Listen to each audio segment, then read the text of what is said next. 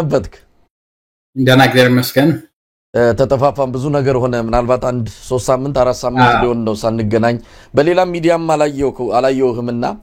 እንዴት ነው እንዴት ስትከታተል ከረምክ ብዙ የኢኮኖሚ የፖለቲካ ክስተቶች ኢትዮጵያ አስተናግዳለችና እንደው ዋና ያው በማህበራዊ ሚዲያ ላይ በተወሰነ ደረጃ አልፎ መልእክትን እናገኘዋለን ነገር ግን እንዱ ሰፋ ባለ መልኩ ትንታኔዎችን ሳናገኝ ረጅም ጊዜ ሆኗል በየትኛው ሚዲያ ላይ የውክምና እንደው እንዴት ስትከታተል ቆየ ያለፉትን 2-3 ሳምንታት ኢትዮጵያ ውስጥ ጎላ ያሉትን በማንሳት እንደው ድሉን ላንተ ልስጥ በቅድሚያ አዎ እንግዲህ በብዙም ያው መከታተል አይቀርም ግን እንደምታውቀው መጽሐፉ እየጻፍኩ ነው ሁለት መጽሐፍ እየጻፍኩኝ ነው በአንደኛው በኢትዮጵያ ኢኮኖሚ ላይ የሚያተኩር ነው ሁለተኛው በዚህ በዘር ፖለቲካውና በመሳሰሉት ላይ የመጀመሪያው በኢኮኖሚው ላይ ይሄ ጂኦፖለቲክሱ ላይ የናይልን የወደቡን እና የመሳሰሉትንም የሚያጠቃልል የገርድን ማለት ወይም የዚህ የግድቡን በሁለተኛ ደረጃ ደግሞ የዘር ፖለቲካው ምን ያህል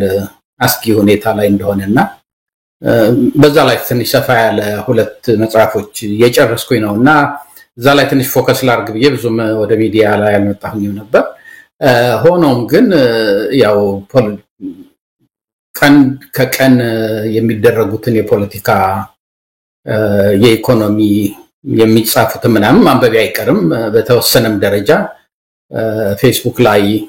የሚመስሉኝ ነገሮች ሼር አደርጋለሁ ባጭሩ በአሁኑ ጊዜ ያለንበት ሁኔታ ላይ እንደው ብዙ ጊዜ እንግዲህ ተደጋግመን ስላልነው ሰሚውም ሊሰለቸው ይችል ይሆናል ግን በአሁኑ ጊዜ ያለው መንግስት በጣም ደካማ የሆነ መንግስት ነው ብዙ ጊዜ የሚወራለት በኦሮሞና በአማራ ክልሎች ውስጥ ያሉት ጦርነቶች ግጭቶች ናቸው ግን በየቦታው ይሰፋ ነው እንደ አማራና እንደ ኦሮሞ ትግል ሙሉ ለሙሉ ጦር የገጠመ ኃይል ባይኖርም ቅሉ በጣም ብዙ ችግሮች አሉ ተኩስ ያለባቸው ሁሉ ሳይቀር ማለት ነው በኢኮኖሚ በኩል በጣም አስጊ ሁኔታ ላይ እየደረሰ ነው ያለው መንግስትም ገመዱ እያጠረበት ነው ሁሉ ጊዜ እየመጡ ኢኮኖሚው ባከረረ ቁጥርና ኢኮኖሚው መውጫ ባጣ ቁጥር የጠቅላይ ሚኒስትር አብይ ተንታቀዋለህ እግዚአብሔር ይመስገን ወርቅ አገኘን እግዚአብሔር ይመስገን ብር አገኘን እግዚአብሔር ይመስገን ምንድነው ፈርቲላይዘር ለናውጣ ነው እግዚአብሔር ይመስገን የሲሚንቶ ፋብሪካ ለነከፍት ነው ኢትዮጵያኛ ከመንፈልገው በላይ በጣም እያደገች ነው በ2030 አውሮፕላን መሸጥ እንጀምራለን ለውጭ ኃይሎች እነዚህ የመሳሰሉትን የሚያወራው የሰውን አመለካከት በተለይ የሱ ደጋፊዎች ሌላው እንደማያምነውም እንደማይሰማውም ያቃል ግን ለሱ ደጋፊዎች ተስፋ መስጠት አለበት በቃ ይሄና እንደዚህ አይነት የሚለውን ሁሉ የሚቀበሉ ሰዎች ስለሆኑ ማለት ነውና የዚህ ችግሩ ምንድነው በተለይ የኢኮኖሚ ችግሩ ትልቁ ችግሩ ምንድነው በጊዜው የሚያስፈልገውን መፍትሄ ካላገኘህለት አሁን በጦርነት የሆነ እንደሆነ መጨረሻ ላይ ልትወድቅ ስትል ተስማማና ታቆማለህ መገዳደሉ ያቆማል ትንሽ ጊዜም ቢሆን አሁን ትግራይ ላይ እንደምናየው እርስ በርስ ከመጣፋፋት አሁን ያለበት ሁኔታ ላይ ያው ችግሩ አለ ኮንፍሊክቱ አለ ግን በጦርነት ላይ ያለ ሳይሆን ሁለቱም ያው የሚፏከቱ ኃይሎች አሉ ግን ጦርነት የለውም ሰው ጋብ ይላል ገጽታውን ይቀይራል የሁለት ኃይሎች ኮንፍሊክት እና ኢኮኖሚውን እንደዚህ ፖለቲካውን እንደዛው እንዳልኩህ በእርቅ ብለህ ሀገር ሊፈርስ ነው ወይንም ደግሞ ህዝብ ተጎዳ ጋብ እናርገው ብለህ ብዙ አማራጭ መንገዶች አሉ ችግሩን ልፈታበት የምትችለው የኢኮኖሚ ችግር መጥፎነቱ ምንድነው እንግዲህ ለሁለት አመት ይሄን ነገር ስንል አንድ ጊዜ ኮላፕስ ካደረገ በኋላ ልስቲ እንሰብሰብና አንድ ነገር እናርግበት የምትለው አይደለም የኢኮኖሚ ኮላፕስ ካደረገ በኋላ እንደገና መልሰህ ለማስነሳት በጣም ብዙ ኃይል ይፈልጋል በጣም ብዙ ፋይናንስ ይፈልጋል በጣም ብዙ ደግሞ ሰፊ የህዝቡንም መተባበር ይፈልጋል እንደ ኢኮኖሚው አይነት ችግር አይደለም የኢኮኖሚውና የኢኮኖሚ ችግር በዛ ላይ ነው ያለው አሁን እንደምታየው ምናልባት ወደ ኋላ ላይ ልንጋባበት እንችል ይሆናል አንድ ጊዜ ከአበዳሪዎቻቸው በተለይም እነዚህ የውጭ አበዳሪ ፕራይቬት አበዳሪዎቻቸው የ1 ቢሊዮን ዳውን መክፈል አልቻለም በዛ ምክንያት ዛሬ በቃ ለንስማማ ነው ሲሉ ለኢትዮጵያ ህዝብ ተስፋ ሲሰጡ ሁሉ ነገር እየተስማማ ነው ሲሉ መጨረሻ ላይ ከኛ መንግስት አይደለም እንሰማው ከውጮቹ ነው ምንም የሚሆን ነገር የለም እንዲሁም ልንከሳቸው ነው ሲሉ ነው ከዛ በኋላ ነው መንግስት እንትን ማለት የጀመረው ከዛ በኋላ እንግዲህ እንደምታውቀው በአንድ በኩል ወደ አረብ ሀገር ሄዳሉ በአንድ በኩል ወደ ቻይና ሄደው ይለምናሉ እነዚህ ደግሞ የራሳቸው የሆነ ችግር ይዘው የሚመጡት አለ አሁን ደግሞ ይሄ ከረንሲ ስዋፕ የሚሉት ነገር ወይም ዴት ስዋፕ የሚሉት ነገር ምን ማለት ነው በአሜሪካ ላይ ያለኝ ንዳ ወይንም በዌስቱ ላይ ያለኝ ንዳ ከቻይና ተበድሬ ለነሱ ከፍልና ዳዬ በብር መሆኑ ይቀርቶ በቻይና ገንዘብ ላይ ይሆናል የሚል አይነት ነገር እየሞከሩ ነው እነዚህ ሁሉ የኢኮኖሚውን ችግር ስሩንና መሰረቱን የሚነኩ አይደሉም ሁሉ ጊዜም ችግር ሲመጣበት ለአንድ ሳምንት ለሁለት ሳምንት ትንሽ ሰዎችን የሚያስታግስለት የፕሮፓጋንዳ አይነት ነገር ነውና በዛ ሁኔታ ላይ ነው ያለነው ከጊዜ ወደ ጊዜ በጣም አስጊ ሁኔታ ላይ ነው ያለነው ችግሩ ግን ምንድነው አሁንም ከሁለት አመት በኋላ ከ3 አመት በኋላ ምንለው ምንድነው ተዘጋጅቶ ስልጣን ሊቀበል የሚችል ወይንም ተዘጋጅቶ ኃይል አፍርቶ መንግስትን አስገድዶ የመንግስትን ባህሪ ሊያስቀይር የሚችል ኃይል ኢትዮጵያ ውስጥ የለም መውጣት አልቻለም ቻንሱ የነበረው ፖቴንሻሉ የነበረው ኃይሉ የነበረው ፋኖ ነበረ እሱን እንግዲህ ለሌላ ጊዜ እናደርገዋለን ዲስአፖይንቲንግ ፎርስ ሆኖ ቀርቷል እና ኢትዮጵያ በጣም አስጊ ሁኔታ ላይ ያለችው ምንድነው ያለው መንግስት ራሱን ሪፎርም የሚያደርግ አይደለም ይሄ ነገር እየተበላሸ ነው ኢኮኖሚው እየተበላሸ ነው ምን እናድርግ ብሎ ዕውቀት ያላቸው በዛ ፊልድ ላይ ዕውቀት ያላቸው ሀገርም ውስጥ ከሀገርም ውጭ ያሉትን ሰብስቦ ምን እናድርግ እንዴት እንፍታው ብሎ መፍትሄ መፈለግ የሚችል አይደለም ጠቅላይ ሚኒስተሩ ነው ሁሉ ነገር የሚወስነው ጠቅላይ ሚኒስተሩ ደግሞ ሶሪ ቱ ሴይ ስለ ኢኮኖሚ በደዊ ነው ምንም የሚያውቀው ነገር የለም እስካሁን ከምታያቸውም ነገር የምትረዳው ዕውቀቱን ሳይሆን ድንቁርናው ነው መማር አለመፈለጉን ነው እንጂ ተምሮ መለወጥ የመፈለግ ባህሪ ያለው ሰው አይደለም ስለዚህ በጣም አስጊ ሁኔታ ላይ ነው ያለነው አንዳንድ ነገሮች በዝርዝር እንሄድበታለን ምናልባት ብዙ ጊዜ አንተም በጽሁፍም እኛ መድረክ ላይም ሌሎች ላይም ስትቀርብ ብዙ አካላትን ያው በተለይም ፋኖን ከዛም ያማራ ሊቃንን እንደዚሁም ሌሎችንም እንደየ ሁኔታው የጠቀስካቸው ተተቻለ መፍትያ የላችሁም በተለያየ መልኩ የምትገልጻቸው ነገሮች አሉና ታዲያ ማን መፍትያውን ያምጣ እናንተስ የታለ መፍትያው የምታመጡት እናንተም ከሞቀስ ያለፈ እናንተስ መፍትሄ ምንድነው ብላችሁ ጠቁማችሁ ያደረጋችሁት ነገር አለ ወይ የሚል ጥያቄ ቢመጣ እንዴት መመለስ ትችላላችሁ ነው ይሄ አንተንም የሚመለከት ነው እንግዲህ እንደ አንድ ምሁር የሆነ ይሄንን ለዚህች ሀገር መፍትሄ ሊሆን የሚችለው ነገር ማመላከት ብቻ ሳይሆን እዛ ላይ ያንን ነገር አምጥቶ ሌሎችንም ሰብስቦ እንደው አማራጭ ኃይል የሚመጣበትን መንገድ መፈለግ ነው እንደው ዳር ይዞ መተቸትና ሌላውን ላይ ጣት መጠንቆል መፍትሄ ይሆናል የሚል ጥያቄ ቢመጣ እንዴት መመለስ ይቻላል ዶክተር ኢናስ ይሄ ነው ፈንዳሜንታል የሆነ የኢትዮጵያ በተለየ ልሂቃኑ በተለየ ጋዜጠኞቹ በተለይ በመንግስትም አካባቢ ያለው ችግር አንዱ ይሄ ነው ምንድነው መሰለህ አንዱ ትልቁ ችግራችን ኢትዮጵያ ውስጥ በአንድ ፖለቲካ ውስጥ አንደኛ የፖለቲካል ተንታኝ ያስፈልጋል የፖለቲካ ተንታኝ የፖለቲካ ምንድነው ፖለቲካ ውስጥ ገብቶ ፖለቲካል ድርጅት መፍጠር የለበትም እንዲሁም እሱ ጥሩ አይደለም ከጥሩነቱ መጥፎ ነው ኢትዮጵያ የሚያስፈልጋት ምንድነው በመጀመሪያ ደረጃ ኦፒኒየን ሶስት ኃይል ያስፈልጋታል አሁን ኤኒ የፖለቲካል ፓርቲ ወስደ ሶስት የተለያየ ደረጃ አለው አንደኛው ኦፒኒየን ሊደር የምትለው ነው እነዚህ ስትራቴጂ አውጥተው በእንደዚህ ደረጃ መደራጀት አለብን የኢንተርናሽናል ኮሚኒቲውን በእንደዚህ ደረጃ መቅረብ አለብን የአማራው ህዝብ ድጋፉ እንዳይለየንና የበለጠ ድጋፍ የቁሳቁስም የሞራልም እንዲሰጥ ተስፋ እንዳይቆርጥ እንደዚህ አይነት ምንድነው የሚባለው ናሬቲቭ ማውጣት አለብን እኛ ደግሞ እርስ በርሳችን ያለብን ችግር በዚህ መፍታት አለብን ከሌሎቹ ከአማራ ውጭ ካሉትም ጋር አብረን እንዴት ነው የምንሰራው ከኦሮሞ ጀምሮ እስከ ትግራይ ያለው ጋራ ምን ላይ ነው የሚለውን የሚፈታ የሚዘረዝር የኢንተሌክቹዋል ክላስ ያስፈልገዋል የትም ሀገር ሪቮሉሽንም ሲመጣ ወይንም ደግሞ ከሪቮሉሽንም ባይሆን ምንድነው ፋንዳሜንታል የሆነ ሪፎርም በሚመጣበት ጊዜ ከዛ ነው የሚነሳው ቀጥሎ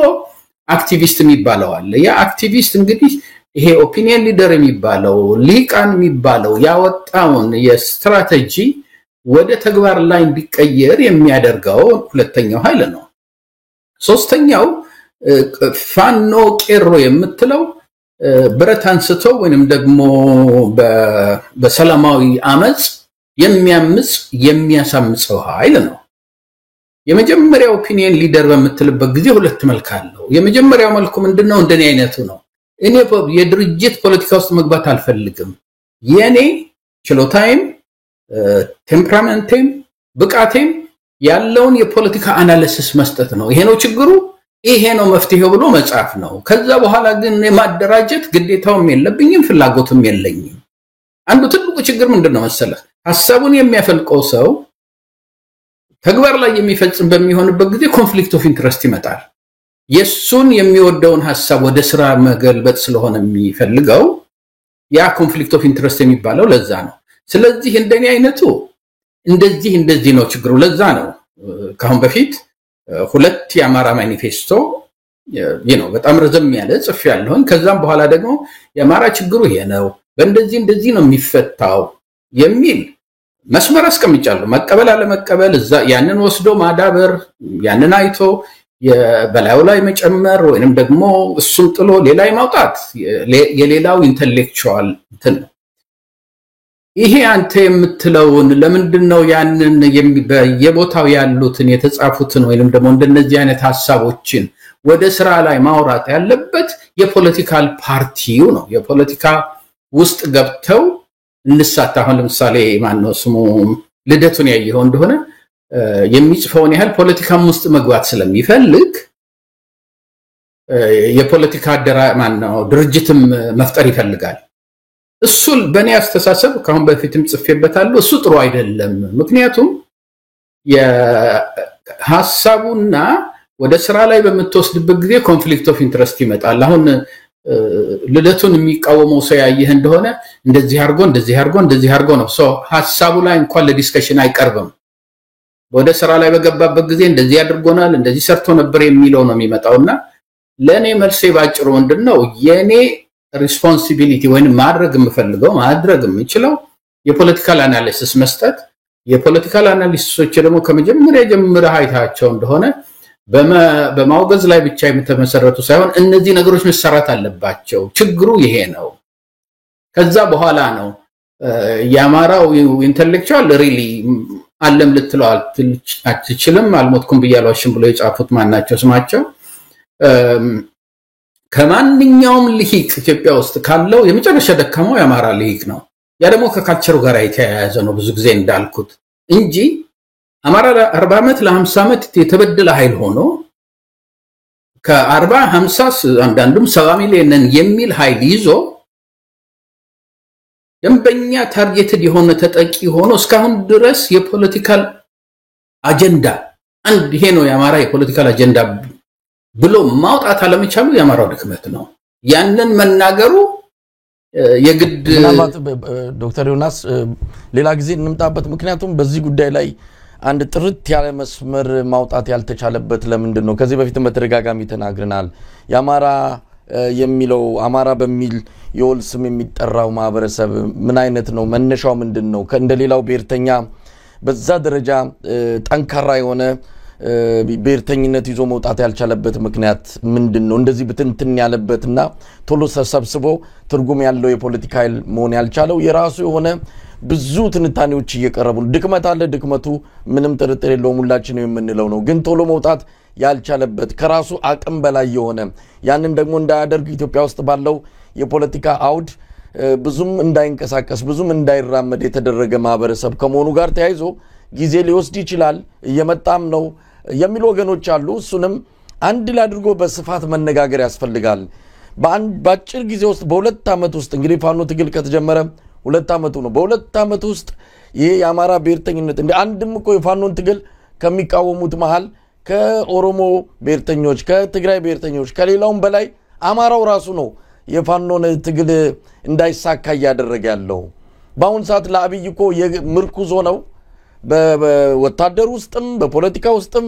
የፋኖን ትግል እንቅፋት የሆነው እነ ሽመልስ አብዲሳ አማራን በአማራ በሚል ስትራቴጂ የሚንቀሳቀሱት እኮ አማራ ውስጥ ያለው የፖለቲካ አካሄድ ትላንት ከነበረው ዛሬ ካለውና ወደፊት እንዴት ሄዳል የሚለው ላይ ጥርት ያለ መስመር ማውጣት ስላልተቻለ ነው እዚህ ላይ ውይይት ያስፈልጋልና እንደው በአንድ ጊዜ ሁሉ ነገር ማድረግ አይቻልም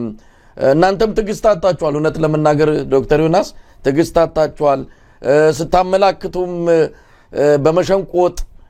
ምናልባትም አንዳንድ ጊዜ ተገቢ ያልሆኑ ቃላትን በመጠቀም ጭምር ስለሆነ አንዳንዱ ምቾት ተሰምቶት ከናንተ ጋር ለመወያየትም የናንተን ሐሳብ ለመቀበል አይደፍርም ምክንያቱም አቀራረብ በራሱ ይወስነዋልና እዚህ ላይ የሆነ የተወሰነ ክፍተት የሆነ ላላ ያለ ነገር በሌለበት ሁኔታም ሌላውንም መውቀስ ተገቢ ነው የሚል እንደው እምነት የለኝም በግሌ በጣም አሁን ያልካቸው ነገሮች በጣም የተሳሳቱ ናቸው በመጀመሪያ ደረጃ የአማራው ችግር የዛሬ 2 ዓመት አይደለም የተጀመረው 40 ዓመት አልፎታል እንደው የደርጉን ተው ምክንያቱም የአማራው ችግር የመጣው በደርጉ ጊዜ ጀምሮ ነው በደርጉ ጊዜ ጀምሮ ነው የመጣው ግን በደሉን ሳይሆን ትግሉን ያልኩት የፋኖን ትግል ነው እንጂ በደሉማ አይቆየ ነው ኖ እኮ የቢያንስ ቲፒኤልኤፍ ከመጣበት ጊዜ ስልጣን ከያዘበት ከ1991 ጀምሮ አማራ ታርጌትድ የሆነ ኃይል ነው የኔ ጥያቄ ፋኖ ላይ አይደለም ብዙ ትልቁ ችግራችሁ ደግሞ ምንድነው መሰለ ፋኖ ላይ ተተኩራላችሁ ከፋኖ መፍትሄ አይመጣም ብቻው የአማራ ትግል ከፋኖ በላይ ነው የአመጽ ትግል የሰላም ትግል የትጥቅ ትግል እነዚህን ሁሉ የሚያጠቃልል ነው የአማራ እንትን ስለዚህ በ40 ዓመት ውስጥ ለምንድነው የአማራ ሊቃኖች አንድ ነገር ማድረግ ያልቻሉት ነው የኔ ጥያቄ ኦኬ እንደኔ አይነቱ ኃይለ ቃል ይተከማል ሄርሚታይዝድ ናቸው ይላል የአማራ ሊቃን ኢንተሌክቹዋል ካልቸር የለውም ይላል ይሳደባል ምናምን ተላላችሁ ማከለከላቸው ራሳቸው እኔን አገግለው ወይንም እንደኔ አይነቱን አግለው ተሰብስበው አንድ አይነት መፍትሄ ለማምጣት ነው የአማራ ችግሩ ጥልቅ ነው ያ ችግር እስካልተፈታ ድረስ ደግሞ የዛሬ 10 ዓመትም የዛሬ 20 ዓመትም አሁን ያለንበት ሁኔታ ላይ ነው ስር መሰረት ያለው ችግር ነው ከባህል የመጣ ችግር ነው ያ የባህል ችግር የኢንተሌክቹዋል ካልቸር አማራ ውስጥ እንዲገባ ሊያደርገው አልቻለም ነው እሱም በሌላ ጊዜ በሰፊው ከፈለክ ልንነጋገርበት እንችላለን ሆኖም ግን አሁን ባለንበት እስከቀጠልን ድረስ ልክ ባለፈው 40 ዓመት እንደሆነው ባለፈው 30 ዓመት እንደሆነው አማራው የሚናገርለት የሌለው ህዝብ ሆኖ ነው የሚቀረው ምክንያቱም ኢንተሌክቹዋሉ የአማራ ኢንተሌክቹዋል የደነዘ ኢንተሌክቹዋል ነው እንደ ብረት አግለህ ቀጥቅጠህ ካላቃናው በስተቀር እንደዚህ ሰብስበህ አረባካችሁ ለለምነህ የምታቃናው ኃይል አይደለም ይሄንን አንደርስታንድ ማድረግ እስካልቻለን ድረስ እውነቴን ነው የምልህ አማራን የሚያክል ኃይል የሴንቸሪስ ልምድ አገሬ መግዛት አገሬ ማስተዳደር ልምድ ያለው ኃይል እንዴት ነው አሁን ራሱን እንኳን ዲፌንድ ሊያደርግበት የሚችል አንድ ወጥ የሆነ የአማራ አጀንዳ የአማራ ስትራቴጂ ሁሉ ጊዜ አጀንዳው ምንድነው ስትላቸው አጀንዳውማ ምንድነው ኤግዚስቴንሻል ትሬት አለብን ከሱ መዳን ነው ይላል ይሄ የማህይምነት እንትን ነው ምክንያቱም የአማራው ችግር የኤግዚስቴንሻል ትሬት መሆኑ ካለፈ 2 ዓመት አልፎታል አሁን ፓወር ኮንቴንሽን ነው ምን አይነት መንግስት ነው መፈጠር ያለበት እንዴት ነው መተዳደር ያለብን እኛም እንዴት ነው የኛ የአማራውን ኮንትሪቢዩሽን ላገሩ ሊያደርስ የሚችለው የማን ታሰርበት የማንገደልበት ስርዓት እንዴት ነው የሚመጣው በመትልበት ጊዜ ከኤግዚስቴንሻል ትሬት ወጥተህ ወደ ፓወር ኮንቴንሽን እንዴት ነው ስልጣን የምንጋራው እንዴት ነው ስልጣን ለሁሉም ህዝብ የሚሆነው የሚልበጋ በመደርስበት ጊዜ ያ መሪ ይፈልጋል ኢንተሌክቹዋል መሪ ይፈልጋል የአሜሪካን በል የፈረንሳይ በል የሁሉም ለውጥ የመጣው በኢንተሌክቹዋል ነው እሱ ሪሊ እንደዚህ ኤክስኪውዝ እየሰጠን እስካሳለፍነው ድረስ መፍትሄ አይኖረውም እንግዲህ በሌላ ጊዜ ብንመጣበት ይሻላል ያው ብዙ ነገሮች ስላሉ ነው ከዚህ ጋር በተያያዘ ከሚዲያ ውጪ እንዲሁ በስልክም ስናወራ ምንከራከርበት ጉዳይ ነው ይሄም በብዙ መንገድ ካንተ ጋር ስማማና ግን መፍትሄው ምንድነው ታዲያ እንዴት እናምጣው የሚለው ላይ ይሄንን ነገር እነሱስ ያማራ ሊቃን የህዝብ መበደል ህዝብ እንደዚህ እየተሰቃየ እያዩ ለምንድነው ያልቻሉት ስላልፈለጉ ነው አቅም ስለሌላቸው ነው ስላልተረዱት ነው ምንድነው ያዛቸው ምንድነው ያማራ ሊቃንን አሁን አንተ በመትለው ደረጃ ይሄ የለውጥ ኃይል ሆነው ይሄንን አብዮት ይሄንን ትግል መምራት ያቃታቸው ሚለውን በደንብ ከስሩ መጠናት አለበት የባህል ችግር ነው ወይስ ሌላ ብዙ ነገሮችን አንድ ላምጥተን ካልተወያየን እንዲሁ ዝም ብሎ ችግሩ ላይ ብቻ እንደው ያተኮሩ መሄድ ሳይሆን መፍትሄውንም ጭምር ያመላከቱ ሜዲያ ያስፈልጋል የሚል ነው ምናልባት ሌላ ጊዜ እናድርገው የሚለው ነገር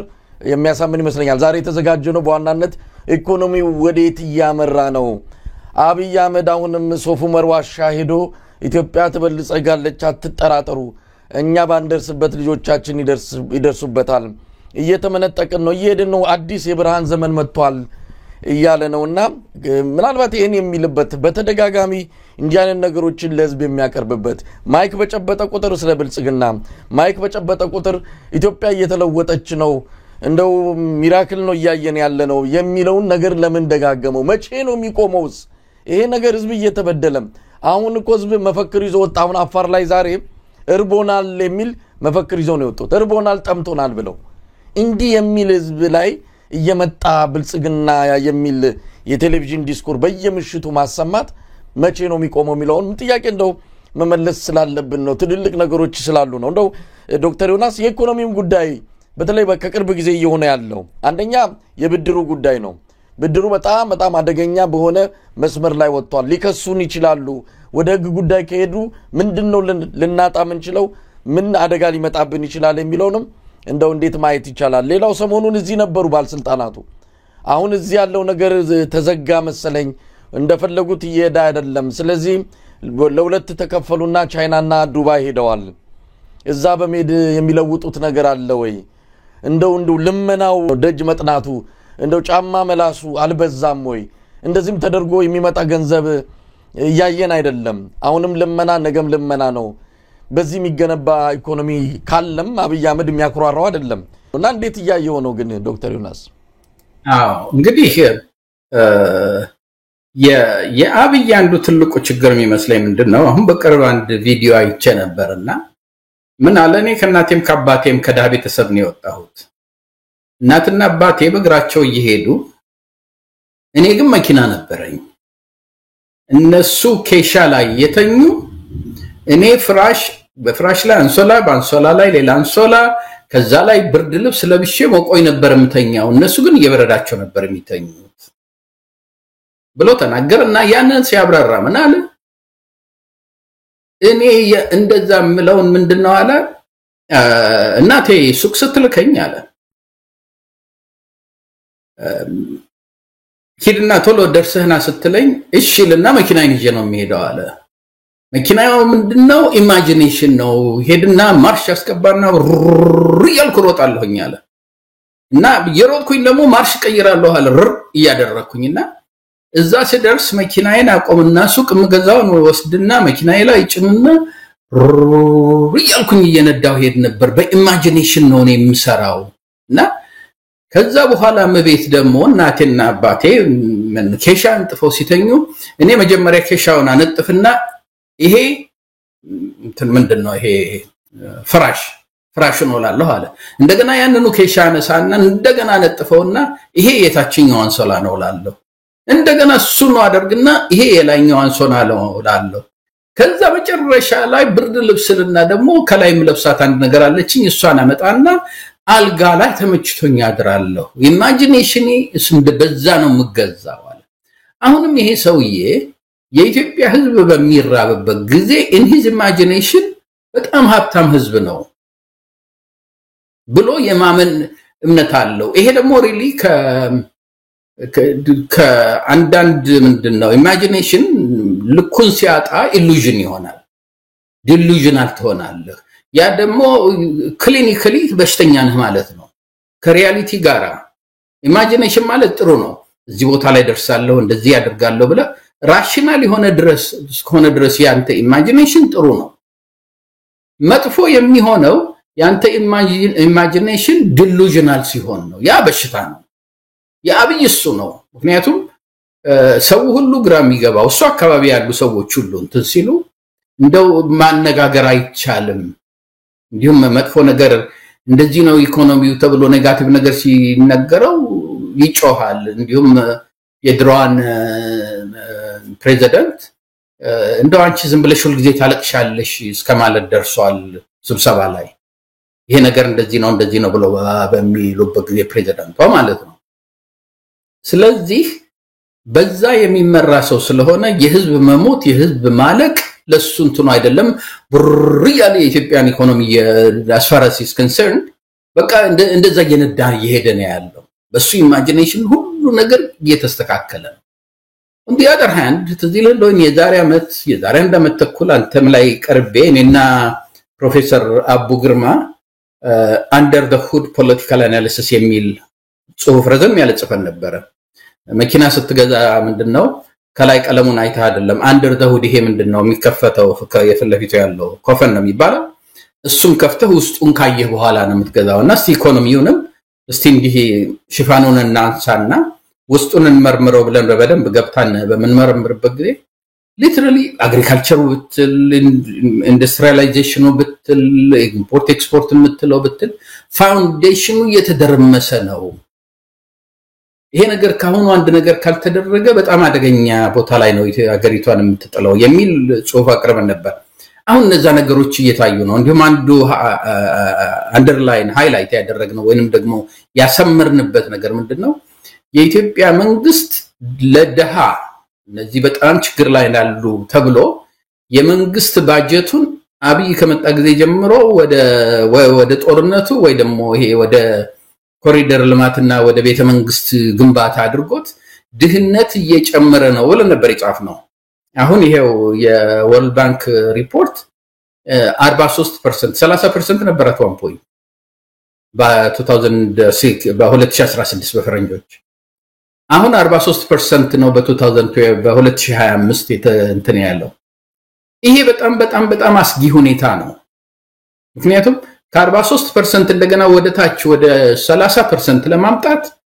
በአንድ ዓመት በሁለት ዓመት በሶስት ዓመት ልታመጣው የምትችል ነገር አይደለም በጣም ብዙ ፋንዳሜንታል የሆኑ የኢኮኖሚክ ትራንስፎርሜሽን ያስፈልገዋል እነ ቻይና እንኳን ራሳቸው በኦቨርናይት አይደለም ደሃዎቻቸውን ያጠፉት ኦቨር ስፓን ኦፍ በ40 ዓመት ውስጥ ነው ያ ነገር የተደረገው አንደኛ በዛ ደረጃ ላይ ነው ያለው ሁለተኛ በተለይ አሁን ይሄ የእዳው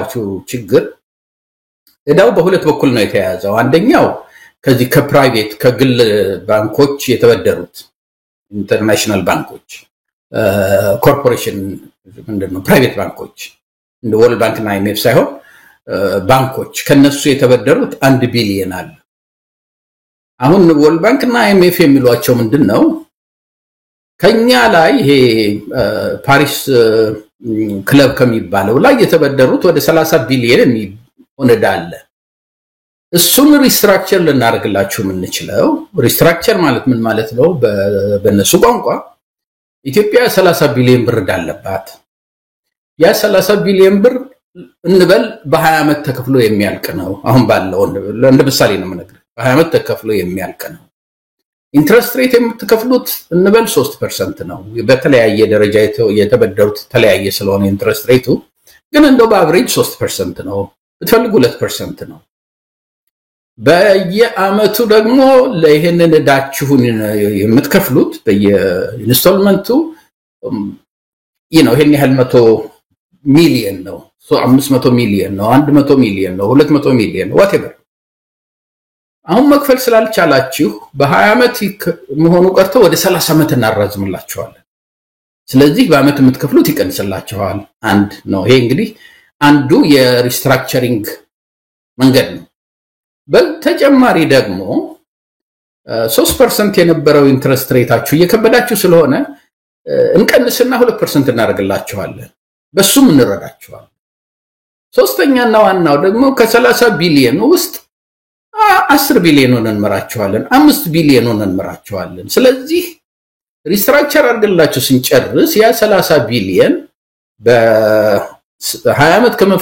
ከመክፈል ይልቅ በ30 ዓመት ስናረግላችሁ ኢንትረስት ሬቱን ስንቀንስላችሁ በአመት መክፈል የነበረባችሁ 500 ሚሊዮን መሆኑ ይቀርና 200 ሚሊዮን ይሆናል 300 ሚሊዮን ይሆናል እንደዚህ ነው ይሄ ነው ሪስትራክቸሪንግ ማለት የወርልድ ባንክ እና IMF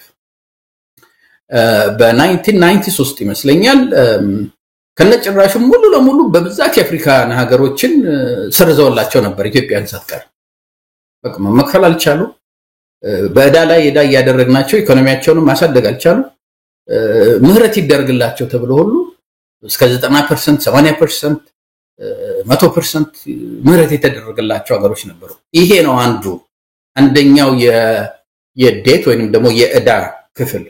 ሁለተኛው ክፍል እነዚህ ከፕራይቬት ካምፓኒዎች ላይ የተበደሩት ነው አሁን ወርልድ ባንክ እና IMF ወይንም ደግሞ እነዚህ 30 ሀገሮቹ የፓሪስ ክለብ ውስጥ ያሉት አይ ቲንክ 30 መሰለኝ ወር ትንሽ ሊያንሱ ይችላሉ ወርልድ ባንክ ወጣው ትንሽ ጊዜ ስለሆነ እነዚህ ፋክቹዋል እንትኖችን ለራሳቸው ይችላሉ ግን መጀመሪያ የነዚህ ፕራይቬት ዳችሁን ተስማሙ እነሱ ለእናንተ ገንዘብ ሲሰጧችሁ የኛን ሪፖርት ያያዩ የኛን ድጋፍ ያያዩ ነው ይሰጧችሁ ስለዚህ መጀመሪያ የነሱን መፍታት አለባችሁ እኛ ለእናንተ የምናደርገው 30 ቢሊዮን ብር ሪስትራክቸር ለማድረግ የነሱን ካልፈት ማን ነው መፍትሄ ካላገኛችሁ የኛን ልናደርግላችሁ አንችልም የተባሉት ስለዚህ አሁን ከነዚህ ሰዎች ጋር በ1 ቢሊዮን ብር የመጣ መዘዝ ሌላውን የ30 ቢሊዮን ሪስትራክቸሪንግ ያቆመዋል ማለት ነው ለምንድነው ያለው መንግስት ካለበት ፈልጎ ተበድሮ ተለቅቶ ይሄ ኮሪደር ዲቨሎፕመንት ያለ ፓላስ ያለ እንትን ከሚል ያንን 1 ቢሊዮን ብር ከፍሎ እነዚህ ሌሎቹን ደግሞ ይሄንን ደግሞ 30 ቢሊዮን ሪስትራክቸር አድርጉልኝ ማለት ያልቻለው ይሄ የነዚህ ሰዎች አንተ ጋር መተው በሚደራደሩበት ጊዜ ምን ያህል ገንዘብ ኮሪደር ገንዘብ ላይ እንደሚያወጣ ምን ያህል ገንዘብ ምንድነው ፓላስ ብሎ የሚገነባው አዲስ ከተማ ላይ እንደሚያወጣ ያውቃሉ እነሱ ጋር መተው ገንዘብ የለኝም መከፍላችሁ ይላቸዋል እነሱ ደግሞ ከየት አንተ ተነውታደ ይሄን ሁሉ እየሰራ ያለው መክፈል ስላልፈለክ ነው እዚህ ላይ ነው ጠቦ ያለው አሁን ምን እያደረጉ ነው ኦኬ እቺ ዶክተር ዮናስ እዚህ ላይ ታዲያ ለምን ይሰጡታል አሁን እንዲህ አይነት ችግር ውስጥ ቅርቃር ውስጥ ያለ መሆኑን ያወቁ ለምሳሌ IMF ባለፈው ብር ያው በየጊዜው የሚለቀቅ ተሰጥቷል በዛም ነው ትንሽ ተንፈስ ያለው ባንኩንም ያው በተወሰነ ድጎማ የኢትዮጵያ ንግድ ባንክም እንዲንቀሳቀስ የሆነው ከIMF በተገኘ ገንዘብ ነው አሁንም ሌላ ገንዘብ ሊያገኙ እንደሆነ እየተሰማን ያለ ነው ይሄ ነገር ባልተስተካከለበት 1 ቢሊዮን ዩሮ ቦንዱን ባልከፈለበት ሁኔታ እየሰጡት ነው አሁን ደግሞ ተጨማሪ ሊሰጡትም እንደተዘጋጁ ይሰማልና ትንሽ ግራ ያጋባል ለምንድን ነው ይሰጡታል ምንድነው መሰለህ ብዙ ጊዜ እኮ የዛሬ 2 ዓመት ምናምን እና አንተ ሾው ላይ ይሄ ነገር ብዙ መከራከሪያ ነበር የኖሞር ጊዜ ማለት ነው የአሜሪካኖቹ ወይንም የዌስተርን ገቨርንመንትስ ያው በአሜሪካ ስለሚመሩ ነው ዩሮፒያኖቹም አሜሪካኖችንም የተመለከተ እንደው ኢትዮጵያን እንደ ትልቅ ስትራቴጂክ ቦታ ነው የሚያዩት ኢትዮጵያ ኢኮኖሚዋ ኮላፕስ ካደረገ ፖለቲካዋ ኮላፕስ ያደርጋል ፖለቲካዋ ኮላፕስ ካደረገ ደግሞ በዙሪያው ያሉትን ሀገሮች ሁሉ ይዛ ነው የምትወድቀው ኤርትራን ጅቡቲን ሱዳንን ሶማሌን የተመለከተ እንደሆነ በሞላ በቋፍ ያሉ መንግስቶች ናቸው ሜቢ ጅቡቲ ልታወጣው ትችል ይሆናል ከዛ ውስጥ ያው ብዙ በሌላ ሀገሮች ኃይል ስላለ ስለዚህ ኢትዮጵያ ከፈረሰች ያ ጠቅላላ ቀጠናው ሊናጋ ይችላል ብለው ስለሚያስቡ ኢትዮጵያ በኢኮኖሚ ኮላፕስ እንዳታደርግ ልክ እንደ ኢመርጀንሲ ምንድነው ስሙ ይሄ ICU እንደሚሉት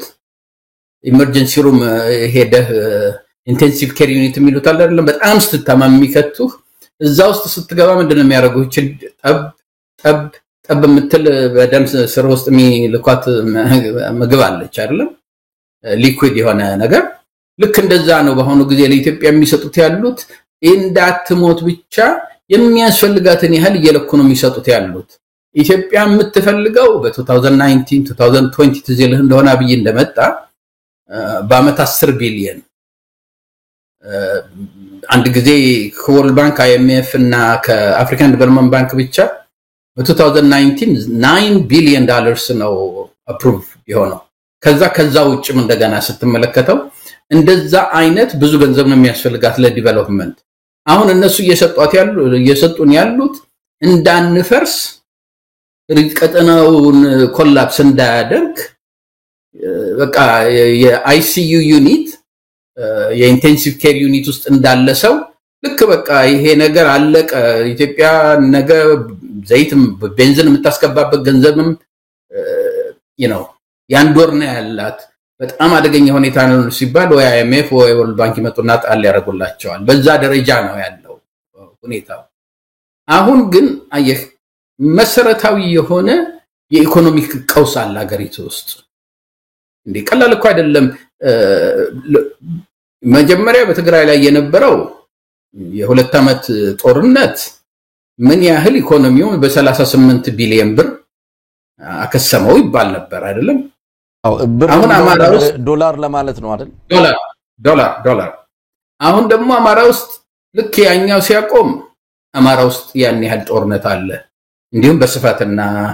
በወርድና በስፋት ነው የሚባለው ያማራው ይበዛል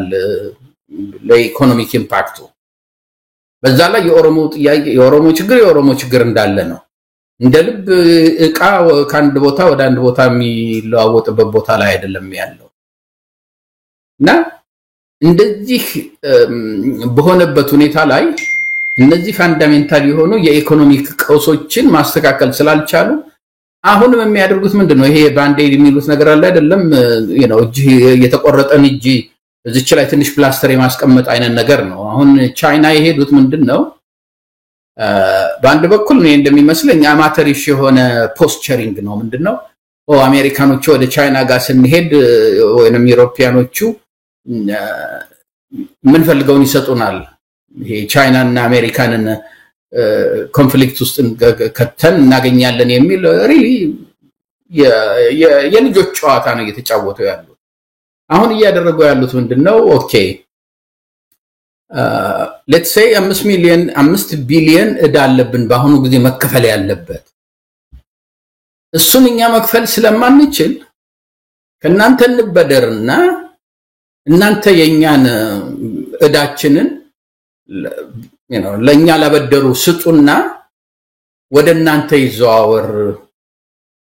እና እኛ የናንተ ባለ እዳ እንሆናለን ነው ስዋፒንግ እሱ ነው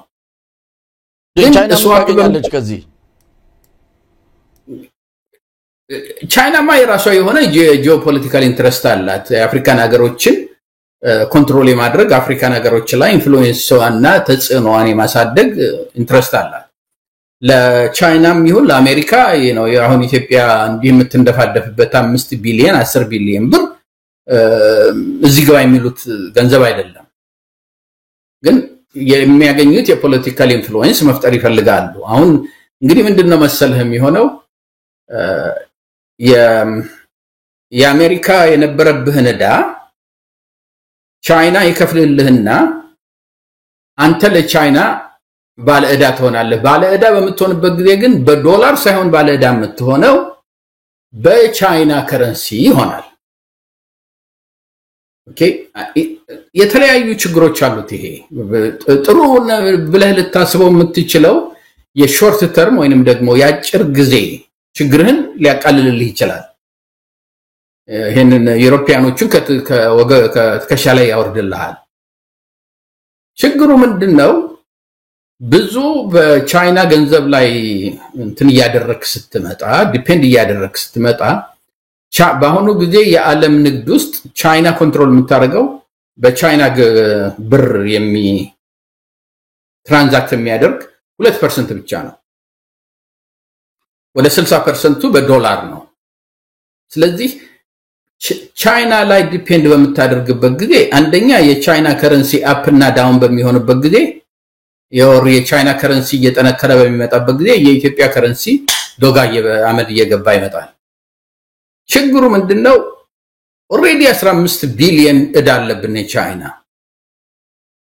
እዛ ላይ 20 30 ማን ነው 5 10 15 ቢሊዮን ጨምርበት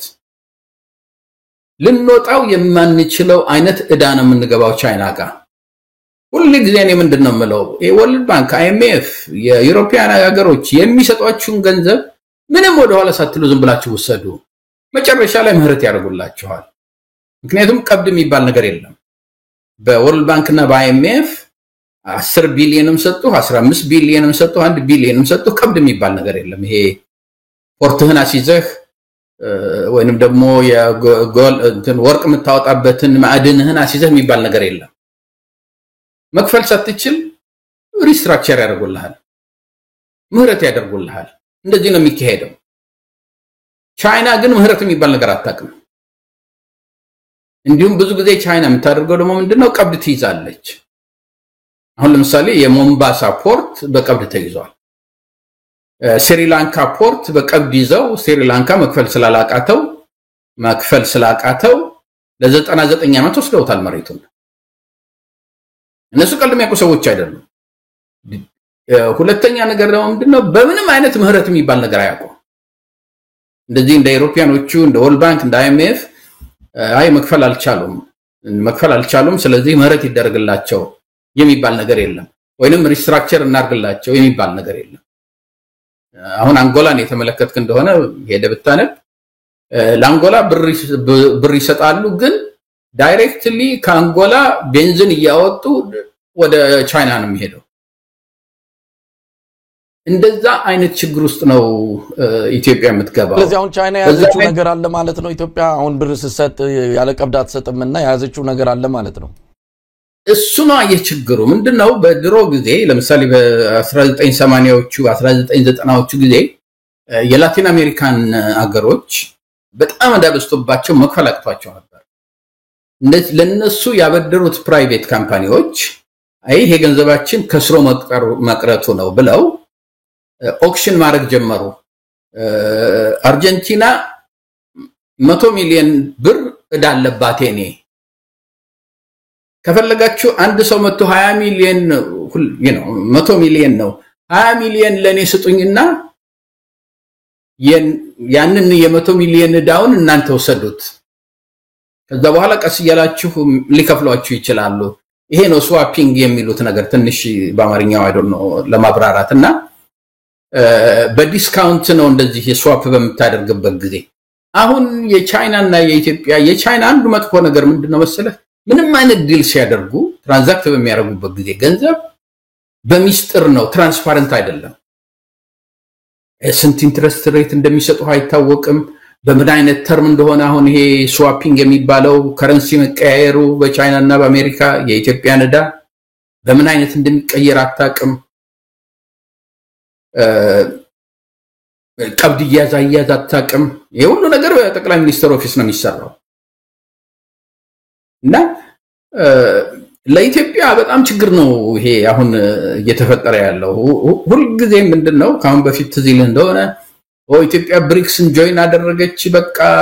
አሜሪካ ላይ ዲፔንድ ማድረጓ ሊቀር ነው ተባለ ሲዘፈን ነበር አረባካችሁን ብሪክስ የለውም ብሪክስ ውስጥ ያሉት በሞላ ለማኞች ናቸው ካለ ቻይና በስተቀር ቻይና ብቻ ነው ገንዘብ እንደው ሊሰጥ እንኳን ቢችል የሚሰጠው ከዛ ውስጥ ያሉት እነ ሳውዝ አፍሪካ ብትል እነ ራሺያ ብትል እነ ብራዚል ብትል ሁሉም ገንዘብ ፈላጊ ነው የእድገት ወይ ከወርልድ ባንክ ወይ ከIMF ወይ ከቻይና ለማኝ ነው እነዚህ አሁን ተሰበሰቡና ብሪክስ ተብለው ለኢትዮጵያ የሚሰጡት ገንዘብ የለም የምታገኙት ነገር የለም ምስል ብዙ ሰው በቃ ይሄ አንተ ዌስቱን ስለምትደግፍ ነው ለኢትዮጵያ ትልቅ ነገር ነው ተባለ ተደነሰ በተለይ የመንግስት ካድሬዎች ጭንቅላታቸው ቆመው ጨፈሩ ጠይቅ ስንት ነው ያገኘነው እስካሁን ድረስ ከብሪክስ ኒር ማና ስለዚህ ከቻይና ላይ የሚገኝ ነገር ገና በዲቨሎፕመንታል ኤድ ውስጥ ምንም እንትን የላቸው ያበድሩሃል አጥንትን ሰብረው ነው ገንዘቡን የሚወስዱት በተለይ ትራንስፓረንት ባልሆነ አንዳንድ እንኳን የአፍሪካ ሀገሮች እንደ ኬንያ አይነቱ ብዙ ትራንስፓረንት ነው ምክንያቱም ከኛ የተሻለ የዲሞክራቲክ አገዛዝ ያለበት ቦታ ነው እኛ ጋር ሁሉ ነገር ባብይ ነው የሚፈጸመው ስለዚህ አገሪቷን አሲዞ ነው ወይ ሰው ይሄን ገንዘብ የሚያገኘው ተርሙ ምንድነው ዋን ቱ ዋን ነው ወይ ለውጡ ምን ኢትዮጵያ መክፈል ባትችል ምን አይነት መንገድ ነው ያላት ያንን እንትን ለማለት እና ትዝል እንደሆነ አንድ ጊዜ ማን ነው አብይ ከአይኤምኤፍ እና ከወርልድ ባንክ እኮ መበደር ከናትን መበደር እንደመበደር ነው ያለው actually it's true አንደኛ የወርልድ ባንክ እና አይኤምኤፍ የሚሰጥህ ብድር ኢንትረስት ሬቱና ቻይና የሚያበድርህ ኢንትረስት ሬቱ ከቻይና ስትበደር 2-3 እጥፍ ነው ኢንትረስት ሬት የምትከፍለው ሁለተኛ ከወርልድ ባንክ እና ከአይኤምኤፍ እና ከዩሮፒያኖቹ ከዌስቱ ስትበደር የ5 አመት ግሬስ ፔሪድ የሚባላል ዲፔንዲንግ ኦን እንደሎ 3 አመት ሊሆን ይችላል ግን ግሬስ ፔሪድ ይሰጣል ለመጀመሪያው 3 አመት ለመጀመሪያው 5 አመት ምንም አትከፍለንም ይለዋል ከዛ ደግሞ ወይ 20 አመት ወይ 30 አመት ነው የሚሰጡህ ቻይና 15 አመት ነው የሚሰጥህ ሚኒንግ አሁን አንተ መኪና ተገዝተህ ለ3 አመት ስትከፍልና ለ5 አመት ስትከፍል እኩል አይደለም ክፍያው ልክ አገራትም ለ30 አመት ሲበደሩ የሚከፍሉት ዝቅ ያለ ነው 15 አመት ሲሆን ሞር መክፈል አለባቸው ቶሎ ለመጨረስ ማለት ነው ቻይና የሚሰጥህ 15 አመት ነው ኢንትረስት ሬቱ ሃይ ነው የምትፈራረመው ምን እንደሆነ አይታወቅም መንግስትና ቻይና ብቻ ነው ከዛ ደግሞ ኢኮኖሚክ ክራይሲስ መጥቶ አሁን የኮቪድ ጊዜ ዩሮፒያኖቹ ተሰብስበው ይሄ ፓሪስ ክለብ ያልኩህ ውስጥ ቻይና አለ ግን ሙሉ ሜምበር አይደለም ታዛቢ ሜምበር ነው ተሰብስበው አፍሪካኖቹ አሁን መክፈል አይችሉም ገንዘባቸውን ለኤድ እንትን ያድርጉት መከላከያ ያድርጉትና እስቲ ይሄ ሁኔታ እስከሚታወቅ ድረስ ለአንድ አመት ምንም እንዳይከፍሉ እናድርግ ተብለው ተሰብስበው ተስማሙ ቻይናም ቢያለ እኔ እንደዚህ ሁሉንም አገር በአንድ ጊዜ እንደዛ እንትን አለለም ከያንዳንዱ አገር ጋር ዲል አድርጌ የሚችለውን አረጋለሁ አለ እነዚህ የዩሮፒያኖቹ ሌሎቹ ፓሪስ ክለብ ሜምበሮች ያሉት ምንድነው የለም እንደዚህ ዋን ቱ ዋን በእያንዳንዱ አገር እየሄድን ከምናደርግ ለሁሉም አፍሪካ ሀገሮች ያንድ አመት ግሬስ ፔሪድ እንስጣቸው ምንም ሳይከፍሉ ያላቸውን ገንዘብ ኮቪድ ላይ ያው ቻይናም ቢያለ ይሄ ግልጽ ፐብሊክ የሆነ ነገር ነው ማወራ የ30 አመትም ደግሞ ምንድነው ሪስትራክቸር ይደረግ በሚባልበት ጊዜ ያው ቻይናም የቻይና ምዳ ስላለበት እዛ ውስጥ ቻይና ነበር እስከ ለረጅም ጊዜም ቢብሎ ያቆየባቸው ለምንድነው ያልክ እንደሆነ ቻይና ሲያበድርህ በቀብድ ነው የሚያበድርህ አንተ ካልከፈልከው ያንን ቀብድ ብሎ ያያዘው መውሰድ ይፈልጋል አለበለዚያ ደግሞ ዴት ትራፕ የሚሉት አለ የእዳ እንትን አድርጎ መያዣ ያረጋል ለጂኦፖለቲክስ ውስጥ የነሱ ሳተላይት እንትን እንደሆነ እንድትሆን ያደርጋል እነዚህ ባሉበት ቦታ ላይ ብዙ ሀገሮች